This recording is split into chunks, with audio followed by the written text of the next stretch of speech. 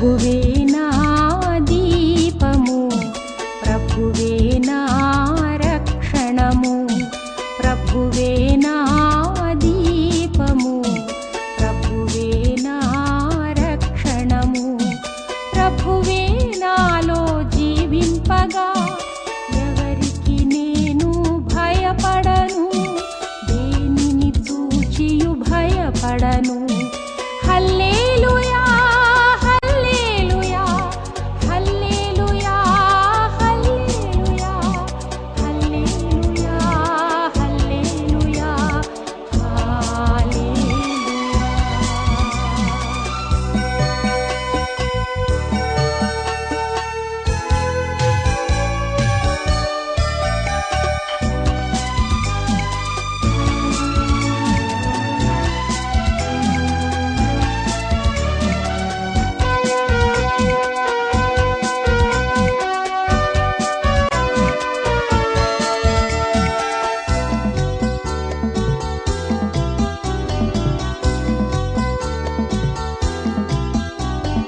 ప్రభువే నాకు ఆశ్రయము, ప్రశాంతంగా ఉండు ఓ మనసా.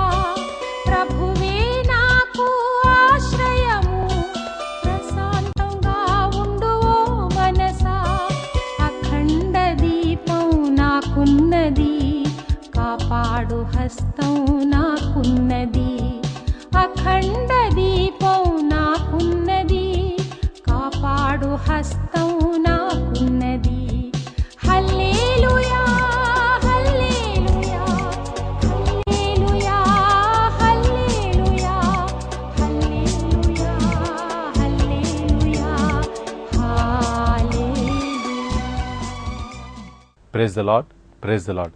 ఈరోజు వాక్యం వినబోచున్న ప్రతి ఒక్కరికి మా డివైన్ లైట్ మినిస్ట్రీస్ తరఫున శుభ వందనము సమర్పిస్తున్నాం. పోయిన వారము మనం ఎలా ప్రభుని ఆకర్షించగలమో మనం ధ్యానించాం. కేవలం 3 విషయాలు మాత్రమే మీతో పంచుకోవడం జరిగింది. ఈరోజు మిగతా 3 విషయాలు మీతో పంచుకోవడానికి నేను సిద్ధంగా ఉన్నాను. కాబట్టి ఈ మిగతా 3 కూడా మనం పంచుకునే ముందు మనం ప్రార్థన చేసుకుందామా? కళ్ళు మూసుకొని, పరిశుద్ధాత్మదేవ, ఎలా ప్రభును ఆకర్షించాల గురించి మనం ధ్యానిస్తున్నామయ్యా. యేసయ్య, పోయిన వారం 3 విషయాల గురించి మనం ధ్యానించాం. పాపమును విడిచిపెట్టినట్లయితే దేవుణ్ణి ఆకర్షించగలమని మొదటి విషయంగా మనం నేర్చుకున్నాం. రెండవదిగా, మన హృదయములో ప్రభువుకు ఒక స్థానము ఇచ్చినట్లయితే మనం ప్రభుని ఆకర్షించగలమని నేర్చుకున్నాం. మూడవదిగా, మనం ఎప్పుడైతే కృతజ్ఞత స్వభావము కలిగి జీవిస్తున్నట్లయితే మన ప్రభును ఆకర్షించగలం. కాబట్టి 3 విషయాల గురించి పోయిన వారం మీతో పంచుకోవడం జరిగింది. ఈరోజు మిగతా 3 విషయాల గురించి మీతో పంచుకోవడానికి సిద్ధంగా ఉన్నాను. కాబట్టి వాక్యం వినబోచున్న ప్రతి ఒక్కరు కూడా విశ్వాసంతో, నమ్మకంతో మీ హృదయాన్ని ఈరోజు ఈ సమయంలో యేసు వైపు మాత్రం ఉంచి మీ దృష్టిని కేంద్రీకరించి అడగండి. ఎప్పుడైతే నువ్వు విశ్వాసంతో, నమ్మకంతో యేసు వైపు చూసి యేసయ్యా, దావీదు కుమారా అని మీరు పిలిచినట్లయితే యేసు ప్రభు నీ వైపే చూసే దేవుడుగా ఉంటాడని గుర్తించుకోండి. గుడ్డివాడు కూడా దావీదు కుమారా అని అరిచాడు. అరిచినప్పుడు మిగతా వారు ఎందుకు ఇలా అరుస్తున్నావు, నోరు మూసుకొని వెళ్ళిపో అన్నా కూడా గుడ్డివాడు ముందుకే వెళ్ళాడని గుర్తించుకోండి. ఎప్పుడైతే గుడ్డివాడు విశ్వాసంతో ముందుకే వెళ్ళాడో గుడ్డివాడు విశ్వాసమును ప్రభును గమనించాడు. ప్రభు గుడ్డివాడు విశ్వాసమును గమనించి అతనికి స్వస్థత ఇవ్వడం జరిగింది. ఈరోజు ఎంతో నమ్మకంతో మీరు కూర్చున్నట్లయితే మీ జీవితంలో యేసు ప్రభు గొప్ప కార్యములు జరిపించే దేవుడుగా ఉంటాడని గుర్తించుకోండి. మీరు ఊహించని అద్భుత కార్యాలను మీ జీవితంలో జరిపిస్తాడు యేసు ప్రభు. కాబట్టి మన హృదయములు యేసు ప్రభును ఆకర్షించగలం. ఎప్పుడైతే మనం ఏ విధంగా ఆకర్షించబడాలో మనం ధ్యానిద్దాం ఈ సమయంలో. 4వ విషయము, పరిశుద్ధత మన జీవితంలో లేకపోయినప్పుడు ప్రభువును ఆకర్షించలేమని గుర్తించుకోండి. యేసు ప్రభు చిందించిన ప్రతి రక్తం వలన మన జీవితము పాపం అనే నుండి శుద్ధి కాబడతామని గుర్తించుకోండి. మన పరిశుద్ధ గ్రంథంలో ధ్యానించినట్లయితే 1 యోహాను 1వ అధ్యాయం 7వ వచనంలో యేసు రక్తము మన పాపములన్నిటినీ కడిగి వేయబడుతుందని గుర్తించుకోండి. యేసు రక్తము మనం చేసే ప్రతి ఒక్క పాపములను శుద్ధి చేయబడుతుందని గుర్తించుకోండి. ఎప్పుడైతే అతని రక్తం ద్వారా మనం చేసిన ప్రతి ఒక్క పాపం శుద్ధి పొందుకున్నప్పుడు పరిశుద్ధతగా మారగలమని గుర్తించుకోండి. మన పరిశుద్ధ గ్రంథంలో ధ్యానించినట్లయితే 1 పేతురు 1 అధ్యాయం 14, 15, 16 వచనం మీరు ధ్యానించినట్లయితే దేవునకు విధేయులై ఉండాలి. మీరు ఈ లోకంలో జీవిస్తున్నప్పుడు ఈ లోకంలో కొన్ని కోరికలు ఉంటాయి, కానీ ఆ కోరికలకు బానిసలై ఉండకూడదని యేసుప్రభు కోరుకుంటున్నాడు. మూడవదిగా బానిసలై ఉండకూడదని యేసుప్రభు కోరుకుంటున్నాడు.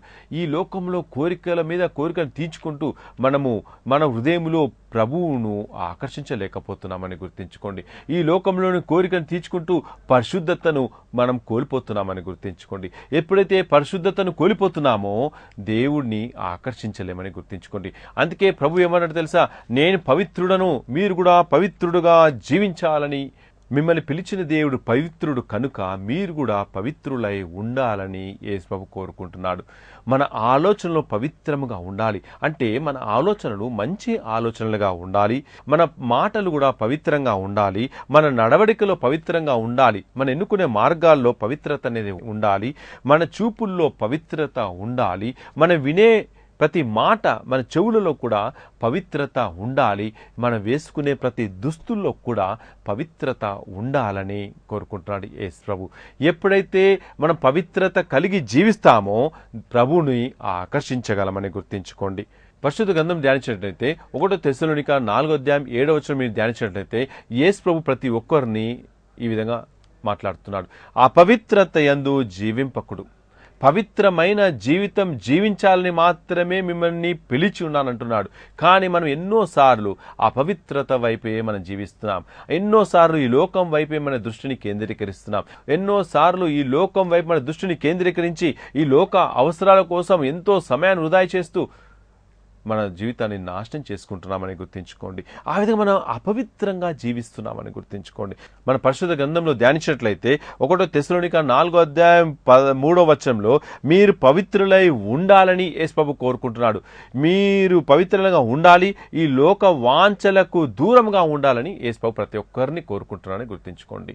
కానీ ఇక్కడ ఏం జరిగిందో తెలుసా? మన పరిశుద్ధ గ్రంథంలో ధ్యానించినట్లయితే రాజుల 2వ గ్రంథంలో 5వ వచనంలో ధ్యానించినట్లయితే గెహాసి తన పరిశుద్ధతను కోల్పోయినప్పుడు అతని కుష్ఠిరోగిగా మారిపోయాడని గుర్తించుకోండి. ఈ లోకం వైపు తన దృష్టిని కేంద్రీకరించి డబ్బును సంపాదించాలి అని ఎప్పుడైతే అపవిత్రంగా జీవించడం మొదలుపెట్టాడో అప్పుడు గెహాసి కుష్ఠిరోగిగా మారిపోయాడని గుర్తించుకోండి. ఎప్పుడైతే మనం ఈ లోకం వైపు మన దృష్టిని కేంద్రీకరిస్తున్నప్పుడు మన పవిత్రమైన జీవితం జీవించలేకపోతామని గుర్తించుకోండి. ఎప్పుడైతే పవిత్రమైన జీవితం మనం జీవించలేదో ప్రభువుని మనము ఆకర్షించలేమని గుర్తించుకోండి. పరిశుద్ధ గ్రంథంలో ధ్యానించినట్లయితే లేవియాకాండం 11:45 వచనంలో యావేనైనా నేను మేము ఐగుప్తు నుండి తోడుకొని వచ్చినది మీకు దేవుడును అగుటచే నేను పవిత్రును కనుక మీరు కూడా పవిత్రులై ఉండాలని యేసుప్రభు కోరుకుంటున్నాడు. యేసుప్రభు ప్రతి ఒక్కరిని బ్రతిమాలి కోరుకుంటున్నాడు. ఏ విధంగా తెలుసా? మన పరిశుద్ధ గ్రంథంలో ధ్యానించినట్లయితే రోమిలకు రాసిన 12వ అధ్యాయము 1-2 వచనం మీరు ధ్యానించినట్లయితే బిడ్డ మీరు పవిత్రంగా జీవించాలని ఈ రోజు ప్రతి ఒక్కరిని బ్రతిమాలుతున్నానంటున్నాడు. ఈ లోకం వైపు మీ దృష్టిని కేంద్రీకరించొద్దంటున్నాడు. ఈ లోక ప్రమాణాలకు లోబడి జీవింపకుడు అంటున్నాడు. ఎందుకో తెలుసా? ఈ లోకంలో సైతాను అనేక రూపాల్లో సంచరిస్తూ ఉన్నదని గుర్తించుకో బిడ్డ. ఒకవైపు ఇంటర్నెట్ అని, టీవీలని, చెడు పుస్తకాలు, సినిమాలు, అన్ని రకాలైన సైతాని క్రియలు ఈ లోకంలో ఉన్నాయి కాబట్టి వాటిని చూసి మనం పడిపోతున్నాం. కాబట్టి ఆ విధంగా పడిపోకుండా ఉండాలని యేసుప్రభు ప్రతి ఒక్కరిని బ్రతిమాలి కోరుకుంటున్నాడు. నేను పవిత్రుడను, మీరు కూడా పవిత్రంగా జీవించాలని కోరుకుంటున్నాడు. ఒక జరిగిన సంఘటన మీతో పంచుకుంటాను. ఒక సహోదరి ఇంటర్నెట్ ద్వారా ఒక వ్యక్తిని ప్రేమించి పెళ్లి చేసుకుందాం అనుకుంది. కానీ ఆ వ్యక్తితో పరిచయం అయినప్పుడు ఆ పరిచయం ద్వారా ఆమె ఎన్నో తప్పుడడుగులు వేసి సర్వము కోల్పోయినప్పుడు ఒకరోజు ఏ వ్యక్తి అయితే నేను పెళ్లి చేసుకుంటానన్నాడో ఆ వ్యక్తి ఆ దూరంగా ఎక్కడికో వెళ్ళిపోయాడు. కానీ అందరికీ తెలుసు ఆమె తప్పు చేసినదని, అందరికీ తెలుసు ఆ బిడ్డ తప్పు చేసింది కాబట్టి ఎవరు కూడా ఆ బిడ్డను చేసుకోవడానికి రారు అని అందరికీ తెలుసు. కానీ ఆ మనసులో నేను తప్పు చేశానని ఆ సహోదరి ఒకరోజు బాధతో ఫ్యాన్కు ఉరేసుకొని చనిపోయినదని గుర్తించుకోండి. చూడండి, ఇంటర్నెట్ చూడడం తప్పనట్లేదు. ఇంటర్నెట్ వాడుకునే పద్ధతిని నేను మార్చుకోమంటున్నాను. ఇంటర్నెట్ ద్వారా చాటింగ్ అని, ఇంటర్నెట్ ద్వారా లేనిపోయి చూస్తూ మనం పవిత్రమైన జీవితాన్ని కోల్పోతున్నామని గుర్తుంచుకోండి. అపవిత్రమైన మార్గంలోనికి వెళుతున్నామని గుర్తుంచుకోండి. ఎప్పుడైతే అపవిత్రమైన మార్గంలోనికి వెళుతున్నప్పుడు అప్పుడు ఏం జరుగుతుందో తెలుసా, మనము ప్రభుని ఆకర్షించలేమని గుర్తుంచుకోండి. ఏ విధంగా తెలుసా, పరిశుద్ధ గ్రంథంలో మీరు ధ్యానించినట్లయితే లేవియా కాండము 22వ అధ్యాయం 31-32 వచనం మీరు ధ్యానించినట్లయితే యేసు ప్రభువు ఏమన్నాడు తెలుసా, బిడ్డ మీరు నా ఆజ్ఞలు పాటించుము, నేను ప్రభుడని, నేను ఆజ్ఞ ఇస్తాను, నా ఆజ్ఞలు అన్నింటి కూడా పాటించమంటున్నాడు. మీరు నా పవిత్ర నామము అపవిత్రము చేయకూడదు అంటున్నాడు. మిమ్మును పవిత్రులను చేయు ప్రభుని నేనే అని అక్కడ రాసిందండి. అంటే ప్రతి ఒక్కరితో మాట్లాడుతున్నాడు, నేను పవిత్రులను, మీరు కూడా పవిత్రముగా జీవించాలి. మీరు పవిత్రమైన జీవితం జీవిస్తే మనం ప్రభును ఆకర్షించే బిడ్డలుగా మారిపోగలమని గుర్తుంచుకోండి. మన పరిశుద్ధ గ్రంథంలో ధ్యానించినట్లయితే లేవియా కాండం 19వ అధ్యాయం 1-4 వచనం మీరు ధ్యానించినట్లయితే ప్రభు మోషేతో ఇజ్రాయేలును ఈ క్రింది ఆజ్ఞలు పాటించాలని అని అన్నాడు. 1, మీ దేవుడైన ప్రభుడు నేనే పవిత్రుడను, మీరు కూడా పవిత్రుడుగా ఉండాలని అన్నాడు. 2, ప్రతి ఒక్కరు తమ తల్లిదండ్రులను గౌరవించాలన్నాడు. 3, విశ్రాంతి దినమును పాటించమన్నాడు. 4, మీరు విగ్రహాలను ఆరాధింపకుడు అని అన్నాడు. చూడండి, పరిశుద్ధ గ్రంథంలో ధ్యానించినట్లయితే, దానియేలు గ్రంథంలో మీరు ధ్యానించినట్లయితే నెబుకద్నెజర్ రాజు ఒక సువర్ణ విగ్రహాన్ని ఏర్పాటు చేస్తాడు. ఆ సువర్ణ విగ్రహమును అందరూ వచ్చి దండం పెట్టాలి అని ఆజ్ఞ ఇచ్చాడు. అందరూ కూడా ఆ విగ్రహానికి మొక్కాలి అని అన్నప్పుడు దానియేలు తన 3 స్నేహితులు వ్యతిరేకించారు. షడ్రకు, మోషేకు, అబెదకు రాజు ఆజ్ఞను పాటించలేదు. రాజు మేము ఈ విగ్రహములను ఏ మాత్రము మొక్కము అని రాజు ఎదుట ఖచ్చితంగా చెప్పారు. వాళ్ళు మీరు తయారు చేసిన సువర్ణ విగ్రహమును మేము ఆరాధింపమన్నాడు. ఆ విధంగా ఎప్పుడైతే ఆ విధంగా పలికినప్పుడు రాజు కోపం వచ్చి వారిని బాధించడం జరిగింది. కానీ ఎన్ని ఇబ్బందులు వచ్చినా సరే, ఎన్ని కష్టములు వచ్చినా సరే ఆ 3 ఒక నిర్ణయం చేసుకున్నారు, ఈ విగ్రహమును నేను ఆరాధించును అని. ఆ విధంగా మనం నిర్ణయం చేసుకోగలమా? ఆ విధంగా మనం నిర్ణయం చేసుకోగలమా? యేసయ్య ఈ పాపపు జీవితమును నేను విడిచిపెడతాను అని నిర్ణయం చేసుకోగలమా? ఈ అపవిత్రత జీవితం నేను తొలగించుకుంటాను అని మీరు నిర్ణయం చేసుకోగలరా? ఈ లోకంలో ఉన్న ప్రతి ఒక్క సైతాని క్రియలు, జూదము కానీ, వ్యభిచారం కానీ, పగ కానీ, ద్వేషం కానీ, అసూయ కానీ నేను తొలగించుకుంటాను అని మీరు నిర్ణయం చేసుకుంటారా? ఎప్పుడైతే ఆ విధంగా నిర్ణయం చేసుకుంటారో ప్రభు పవిత్రత జీవితం మనం జీవించగలము. 2, ప్రభువును ఆకర్షించగలమని గుర్తుంచుకోండి. ఇప్పుడు మన 5వ విషయం గురించి మనం ధ్యానిద్దాం. ఉపవాసము ద్వారా ప్రభువును ఆకర్షించగలమని గుర్తుంచుకోండి. ఉపవాసం ఉండి మనం ప్రార్థన చేసినప్పుడు తప్పకుండా మనము ప్రభువును ఆకర్షించగలమని గుర్తుంచుకోండి. మన పరిశుద్ధ గ్రంథంను ధ్యానించినట్లయితే ఆదికాండం 28వ అధ్యాయం 15వ వచనంలో నేను నీకు చేదోడు వాదోడుగా ఉంటాను, నీవు ఎక్కడికి వెళ్ళినా సరే నిన్ను నేను కాపాడుకుంటాను అని ప్రభు అంటున్నాడు. అంటే ఉపవాసం ఉండి ప్రార్థన చేసినప్పుడు యేసు ప్రభు మనకి తోడుగా ఉంటాడని గుర్తుంచుకోండి. యేసు ప్రభు ఎల్రోయిగా ఉంటాడని గుర్తుంచుకోండి. యేసు ప్రభు మన వెంట నడుస్తాడని గుర్తుంచుకోండి. యేసు ప్రభు మనందరినీ కాపాడుకుంటాడని గుర్తుంచుకోండి. ఎప్పుడైతే ఉపవాసం ఉండి ప్రార్థన చేసినప్పుడు మన వెంట యేసు ప్రభు ఉంటాడు అని గమనించండి. అప్పుడు మనము ప్రభుని ఆకర్షించగలం. ఉపవాస ప్రార్థన ద్వారా మన జీవితంలో కోల్పోయిన వాటిని మనం తిరిగి పొందుకోవచ్చని గుర్తుంచుకోండి. ఏ విధంగా తెలుసా? మన పరిశుద్ధ గ్రంథం ధ్యానించినట్లయితే ఎస్తేరు 4వ అధ్యాయం 16వ వచనం ధ్యానించినట్లయితే ఎస్తేరు 3 రోజులు ఉపవాసం ఉండి ప్రార్థన చేసినప్పుడు దేవుడు వారి పైకి వస్తున్న ప్రతి కీడులు వారి శత్రుల వైపు మరలిపోయేలా చేశాడు. అంటే ఉపవాసం ఉండి ప్రార్థన చేసినప్పుడు మన మీద వస్తున్న ప్రతి శత్రువులు తిరిగి వెనుకకి వెళ్ళిపోతాయని గుర్తుంచుకోండి. ఏ హాని మీకు జరగదని గుర్తుంచుకోండి. ఎప్పుడైతే మనం ఉపవాసం ఉండి ప్రార్థన చేసినప్పుడు మన కుటుంబాలు నాశనం చేయాలనుకున్నా సరే, ఎంతో దుష్ట శక్తులు మన కుటుంబం మీద పడాలన్నా సరే, వీరు దేవుని బిడ్డలు అని తెలుసుకొని వారు తిరిగి వెనుకకి వెళ్ళిపోతారని గుర్తుంచుకోండి. ఏ విధంగా ఎస్తేరు 3 రోజులు ఉపవాసం ఉండి ప్రార్థన చేసినప్పుడు దేవుడు వారి పైకి వస్తున్న ప్రతి కీడు వారి శత్రువుల వైపు మరలిపోయేలా చేశాడని గుర్తుంచుకోండి. మన పరిశుద్ధ గ్రంథంలో ధ్యానించినట్లయితే రాజుల దినచర్య 2వ గ్రంథము 20 అధ్యాయంలో మీరు ధ్యానించినట్లయితే అక్కడ యెహోషాపాతు రాజు గురించి మీరు చూడవచ్చు. రాజు దేవునియందు మిక్కిలి భయభక్తి కలిగిన వ్యక్తి. అంతేకాదు అతడు ఎక్కడికి వెళ్ళినా దేవుడు తనతో ఉన్నాడు అని నమ్మిన వ్యక్తి. Praise the Lord. అందుచేత ఆ రాజు విజయముతో తిరిగి వచ్చేవాడని గుర్తించుకోండి. ఎప్పుడైతే దేవుడు తనతో ఉన్నాడు అని నమ్మకంతో ముందుకు వెళ్ళినప్పుడు అతను విజయంతో తిరిగి వచ్చాడని గుర్తించుకోండి. ఒక రోజు అమానీయులు, మొహాబీలు, ఎదోమీయులు ఆ రాజు మీదకి దండెత్తిచ్చినప్పుడు, రాజు దగ్గర చాలా తక్కువ సైన్యం ఉన్నప్పుడు, కానీ ఇంత మహా సైన్యమును ఎలా ఎదిరించాలి అని అనుకున్న సమయంలో ఆ రాజు ఒక ఆజ్ఞ ఇచ్చాడు. అందరూ కూడా ఉపవాసం ఉండి ప్రార్థన చేద్దాం. అందరూ కలిసి తనతో పాటు, రాజుతో పాటు మిగిలిన వారందరూ కూడా ఉపవాసం ఉండి ప్రార్థన చేసినప్పుడు ఆ ఉపవాస ప్రార్థన ద్వారా రాజు విజయాన్ని పొందుకున్నాడని గుర్తించుకోండి. ఆ శత్రువులు నాశనం కాబడ్డాడని గుర్తించుకోండి. ఉపవాస ప్రార్థన ద్వారా ఈ లోకంలో ఉన్న ప్రతి ఒక్క దుష్ట క్రియలు నశించిపోతాయని గుర్తించుకోండి. ఈ శత్రువులు కూడా వెళ్ళిపోవడం జరిగిందని గుర్తించుకోండి. ఆ విధంగా రాజు ఉపవాసం ఉండి ప్రార్థన చేసినప్పుడు ప్రభువును ఆకర్షించడం జరిగింది. ఎప్పుడైతే మనం కూడా ఆపద సమయంలో, ఒక దుఃఖ సమయంలో, ఒక వేదన సమయంలో మనం కూడా ఉపవాసం ఉండి ప్రార్థన చేసినట్లయితే ప్రభువును ఆకర్షించగలమని గుర్తించుకోండి. మనం పరిశుద్ధ గ్రంథంలో ధ్యానించినట్లయితే నెహెమియా 1వ అధ్యాయంలో మనం ధ్యానించవచ్చు. నెహెమియా ఉపవాసం ఉండి ప్రార్థన చేస్తున్నాడు. దేని కొరకు నెహెమియా ఉపవాసం ఉన్నాడు తెలుసా? కూలిపోయిన యెరూషలేము దేవాలయపు గోడలు తిరిగి నిర్మింపబడాలని నెహెమియా ఉపవాసం ఉండి ప్రార్థన చేశాడు. ఆ విధంగా కూలిపోతున్న మన జీవితాలు, నశించిపోతున్న మన జీవితాలలో తిరిగి కట్టబడాలని మనం కూడా ఉపవాసం ఉండి ప్రార్థన చేసినట్లయితే మన జీవితాలు తిరిగి కట్టబడతాయని గుర్తించుకోండి. ఎన్నో కుటుంబాలు అనుమానాల ద్వారా, కొట్లాటల ద్వారా, పగ ద్వారా, ద్వేషం ద్వారా, అసూయ ద్వారా విడిపోతున్నారు. ఆ విధంగా విడిపోకు ఉండాలంటే మనం ఉపవాసం ఉండి ప్రార్థన చేయాలి. ఎప్పుడైతే ఉపవాసం ఉండి ప్రార్థన చేసినప్పుడు ప్రభువును మనం ఆకర్షించగలమని గుర్తించుకోండి. మన పరిశుద్ధ గ్రంథంలో ధ్యానించినట్లయితే యోనా 3వ అధ్యాయంలో మీరు ధ్యానించినట్లయితే ప్రభు ఆజ్ఞ ప్రకారము యోనా నినెవే పట్టణమునకు వెళ్ళాడు.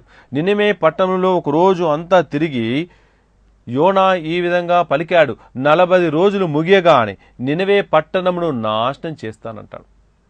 కానీ ఒకటి గుర్తించుకోండి, నినెవే రాజు ఆ మాటను నమ్మాడు. రెండవదిగా నినెవే రాజు ఆ మాట నమ్మడమే కాదు, ఆ ప్రజలందరికీ కూడా ఒక ఆజ్ఞ ఇచ్చాడు. మనం అందరం కలిసి ఉపవాసం ఉండి ప్రార్థన చేద్దాం, మనం అందరం కలిసి ఉపవాసం ఉండి ప్రభుని అర్థిస్తాం. ఆ విధంగా కేవలము ప్రభు ఆజ్ఞ ఇవ్వడమే కాదు, రాజు కూడా ఆ ఉపవాసంలో పాల్గొన్నాడు.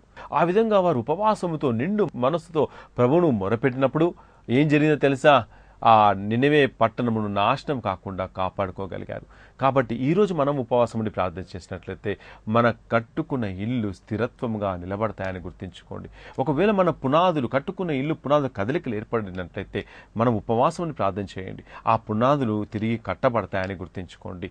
అప్పుడు మనం ఉపవాసం ఉండి ప్రార్థన చేసినట్లయితే ప్రభువును మనము ఆకర్షించగలమని గుర్తించుకోండి. చివరిగా 6వ విషయం మీతో పంచుకొని నేను ముగించి వేస్తాను. దేవుని వాక్యము మన హృదయంలో ఉండినట్లయితే ప్రభువుని మనము ఆకర్షించగలం. పరిశుద్ధ గ్రంథంలో మనం ధ్యానించినట్లయితే కీర్తన 119వ అధ్యాయం 11వ వచనం మీరు ధ్యానించినట్లయితే నేను నీకు ద్రోహముగా పాపము చేయకుండా ఉండడానికి దేవుని వాక్యము మన హృదయంలో నిలుపుకోవాలి. ఎప్పుడైతే దేవుని వాక్యం మన హృదయంలో నిలుపుకున్నప్పుడు మనం పాపం చేయకుండా ఉండగలమని గుర్తించుకోండి. అంటే ఎవరి హృదయములో వాక్యం ఉంటున్నదో వారు పాపమునకు దూరంగా ఉండగలరని గుర్తించుకోండి. ఆ విధంగా పాపమునకు దూరంగా ఉండినప్పుడు మనం ప్రభువును ఆకర్షించగలమని గుర్తించుకోండి.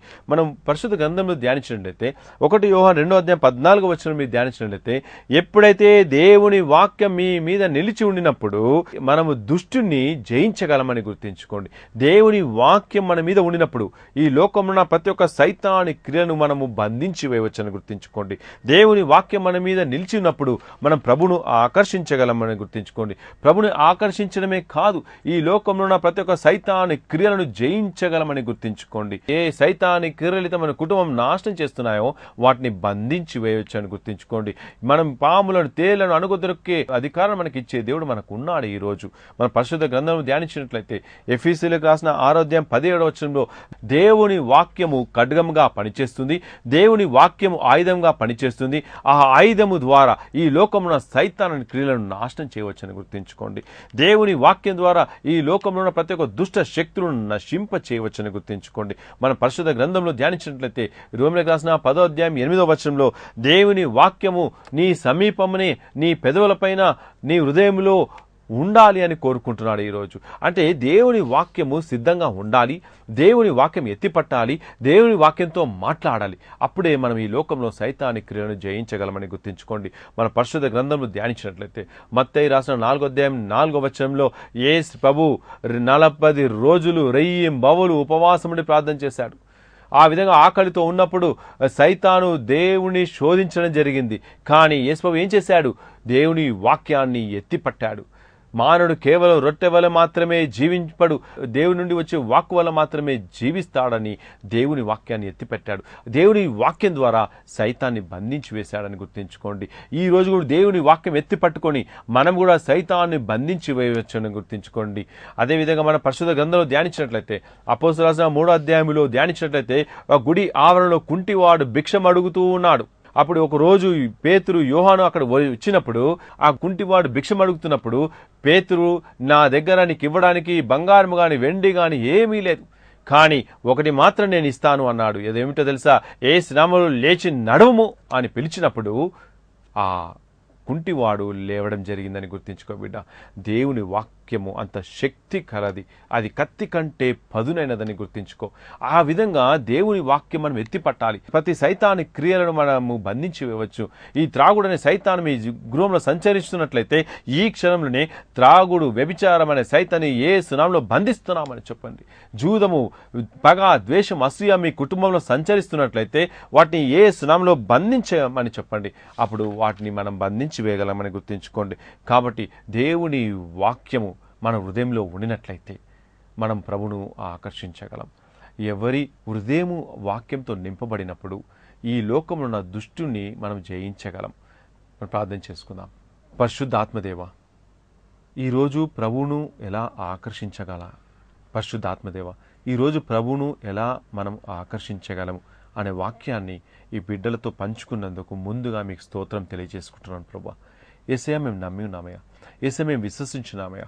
ఎంతోమంది బిడ్డలు తాకిన విధానం బట్టి మీకు స్తోత్రం నైనా. ఎంతోమంది బిడ్డలు మాకు ఫోన్ల ద్వారా యేసు ప్రభు మేము ఇప్పుడే నేర్చుకున్నాము ఎలా మనం ప్రభుని ఆకర్షించగలము అని ఫోన్ల ద్వారా ఎంతోమంది బిడ్డలు మనం ప్రార్థన చేయమని అడిగారయ్యా. యేసయ్య, ఈ ప్రార్థన చేయమన్న ప్రతి బిడ్డను మీకు సమర్పిస్తున్నాం నైనా. విశ్వసించిన వారికి సమస్తము సాధ్యమే అని పలికిన తండ్రి, యేసయ్య, ఈరోజు ఎలా మిమ్మల్ని ఆకర్షించాలయ్యా, నేర్చుకున్న ప్రతి ఒక్క విషయములు వారి జీవితాన్ని మార్చమని ప్రార్థిస్తున్నామయ్యా. యేసయ్య, పరిశుద్ధత లేకుండా మన దేవుని ఆకర్షించలేమని తెలుసుకున్నాం. ఎప్పుడైతే పరిశుద్ధ కలిగి ఉంటామో దేవుని ఆకర్షించగలమని గుర్తించుకోండి. ఎప్పుడైతే ఉపవాసం నుండి ప్రార్థిస్తున్నామో గొప్ప కార్యాలు జరిపించే దేవుడు మనకున్నాడు. అదేవిధంగా మా ఉపవాసం ద్వారా మన ప్రభును ఆకర్షించగలమని గుర్తించుకోండి. మూడో విషయం మనం తెలుసుకున్నాం ఈరోజు. ఎప్పుడైతే మనము దేవుని వాక్యం మన హృదయంలో దాచిపెడతామో ఆ వాక్యం ద్వారా ఈ లోకంలో సైతానికులను బంధించవచ్చు.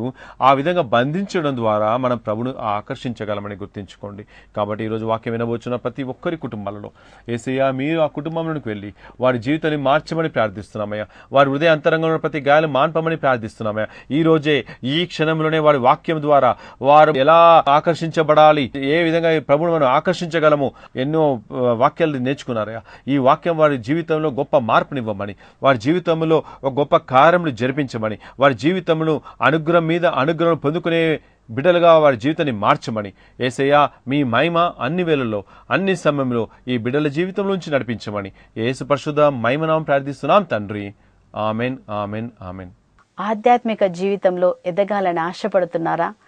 దేవుని సహవాసం మీకు కావాలని మీరు ఆశపడుతున్నారా? అయితే మిమ్మల్ని మేము ప్రేమతో మా దగ్గర జరిగే ప్రతి శుక్రవారం ఉపవాస ప్రార్థనకి ప్రేమతో మిమ్మల్ని ఆహ్వానిస్తున్నాము. అందరూ రండి. ఇప్పుడు మీరు వినిన ఈ దైవ సందేశము మీకు ఆత్మలో ఎదుగుటకు ఉపయోగపడిందని మేము విశ్వసిస్తున్నాం. ఇంకా మీరు ఆత్మలో బలపడాలనుకుంటున్నారా? అయితే రండి, మా ఈ డివైన్ లైట్ మినిస్ట్రీస్ ద్వారా జరపబడు ప్రతి శుక్రవార ప్రార్థనలో పాల్గొని ఆశీర్వాదములు, స్వస్థతలు పొందగలరు. ఎంతోమంది మా ఈ పరిచర్య ద్వారా అనేకముగా మేలులు పొంది ఉన్నారు. ప్రార్థనా సమయం ప్రతి శుక్రవారం ఉదయం 9 గంటల నుండి సాయంత్రం 4 గంటల వరకు జరుగును. మా address divine light ministries, 4th floor, I'm Shri Shamira, opposite to St. Mary's Junior College, behind Sangeet Theatre, Secunderabad. మీ ప్రార్థన అవసరముల కొరకు సంప్రదించవలసిన ఫోన్ నంబర్